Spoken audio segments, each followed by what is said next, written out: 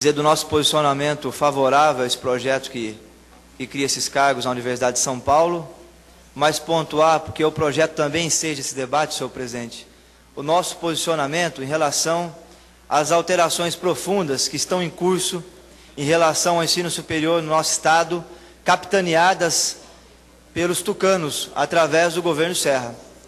É sabido por todos os deputados que logo no dia 1º de janeiro, se iniciou, através do governo Serra, uma bateria de decretos.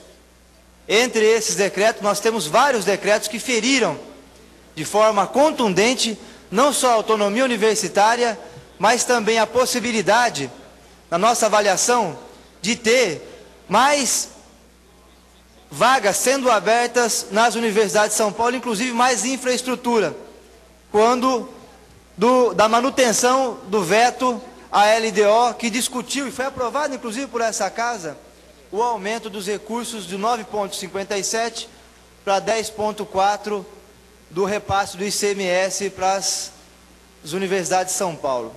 Queria pontuar isso, senhor presidente, porque novamente a Assembleia Legislativa vai discutir a LDO. E é importante que nós coloquemos à luz na LDO o problema do ensino em São Paulo. É fundamental que, diante da isenção fiscal, o setor sucroalcooleiro teve uma isenção fiscal da ordem de 13% de 2000 para cá. O setor calçadista teve uma isenção fiscal da ordem de 6%. O setor de brinquedos teve isenção fiscal também da ordem de 6%. Enfim, vários setores da cadeia produtiva de São Paulo tiveram isenções fiscais. E, no entanto, o repasse para o ICMS não foi compensado. Junta-se a isso uma expansão, na nossa avaliação, sem aumento de recursos, portanto, uma expansão que precarizou a qualidade do ensino das universidades públicas de São Paulo, e junta-se a isso a manutenção dos 9,57, que historicamente é o repasse que vem sendo dado às universidades de São Paulo. Portanto, esse enxugamento financeiro fez com que as universidades de São Paulo tivessem, em particular, nos centros de pesquisa, fossem levadas a privatizar a pesquisa e a extensão. Nós temos empresas, inclusive multinacionais, que hoje estão operando dentro das universidades. Ou seja, o centro de pesquisa e extensão, que era para estar voltado a resolver os problemas centrais da população, ou seja, do povo brasileiro, como saneamento básico, formas alternativas de geração de energia, novas técnicas para resolver o problema do analfabetismo no nosso estado, enfim, voltadas para atender os problemas da população. Hoje, infelizmente, nós temos até desenvolvimento de pesquisa na área do Botox, dentro das universidades de São Paulo, como denunciou recentemente num vídeo, os estudantes da USP, da região de Franca, fizeram inclusive documentário, dizendo dessa modalidade de privatização da pesquisa e extensão que está em curso em São Paulo. Por conta do quê?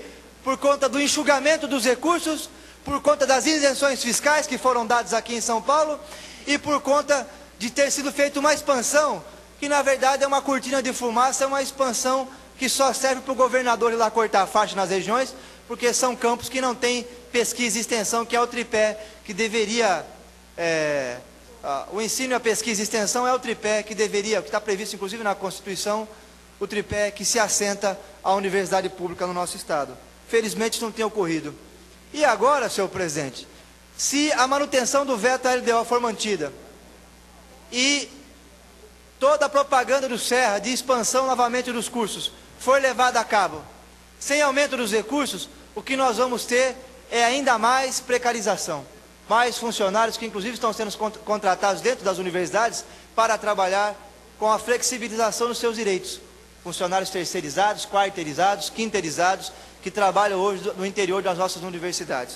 Eu queria aqui então registrar, não só declarar que a nossa solidariedade à ocupação que ocorreu na reitoria da Unicamp, mas também a ocupação que está em curso agora na reitoria da USP, porque infelizmente é um dos poucos instrumentos que restou ao movimento estudantil para poder colocar o dedo na ferida e fazer a denúncia, seja em relação aos decretos do governo Serra, em particular o decreto que feriu a autonomia universitária, mas também em relação à SPPrev, que é a reforma da Previdência Estadual, que vai prejudicar mais uma vez o funcionalismo público e, de roldão, prejudica também os professores universitários, que são funcionários públicos, e também os trabalhadores do interior das universidades. Porque a reforma da Previdência Estadual, que é uma continuação da reforma da Previdência Federal, a que foi feita em 98 no governo Fernando Henrique, a que foi feita em 2003 no governo do Lula, ela é uma reforma que coloca o problema da dívida do Estado de São Paulo e o problema da dívida federal, ou seja, a dificuldade que o Estado brasileiro tem de arrumar recursos próprios para fazer investimento e fazer com que a economia possa ter um mínimo de crescimento, é debitada a conta da dívida pública nas costas do funcionário público. Então, mais uma vez, a tese ganha espaço, inclusive, em vários setores da sociedade, de que é necessário arrochar o funcionalismo. Aquela velha frase do Fernando Collor, né, de que os funcionários públicos todos são marajás. Está implícito nesse discurso de que o problema do déficit da Previdência, que no caso específico de São Paulo não é déficit, por quê? Porque o governo de São Paulo jamais fez a sua contribuição, ou seja, o funcionário público contribuía com 5%, em 2003 aumentou para 11%, e o governo de Estado nunca contribuiu com o IPESP. E também nunca contribuiu com os 2% para o IANSP, deputado Hamilton. É por isso que existe um passivo de mais de 150 bilhões. E é por isso, inclusive, que agora o Serra joga uma cortina de fumaça na questão do Lei 500, e diz que, através dessa alteração que foi feita, a última alteração das tantas que foram feitas já no PLC 30, que agora os Lei 500 vão ser incluídos. Na verdade, não vão ser. Porque a nossa Constituição é muito clara. Para ser considerado servidor público, tem que entrar através de concurso público. E os Lei 500, infelizmente, não estão, nessa situação, não tem guarida na nossa Constituição. E o Serra, para não fazer a contribuição com o INSS, que a dívida que o governo de São Paulo tem é de 15 bilhões, jogou uma cortina de fumaça nessa proposta de substitutivo da reforma da Previdência Estadual, dizendo que agora vai incluir os Lei 500. Não vão incluir os Lei 500. Por quê? Porque existe uma impossibilidade jurídica de inclusão dos Lei 500. Só era possível ocorrer a inclusão dos Lei 500 se nós mudássemos a Constituição do Estado, que é uma proposta minha e do Gianazzi, uma PEC, de proposta de emenda à Constituição, que nós demos entrada no dia de hoje, estamos inclusive pedindo a assinatura dos deputados, ou uma mudança na Constituição Federal, deputado Rui Falcão, muito cirúrgica, que desse guarida não só aos servidores do Estado de São Paulo, mas do Mato Grosso do Sul e da Bahia, que também vive essa situação. Eu queria ceder a parte a Vossa Excelência, que seria um prazer ouvi-lo.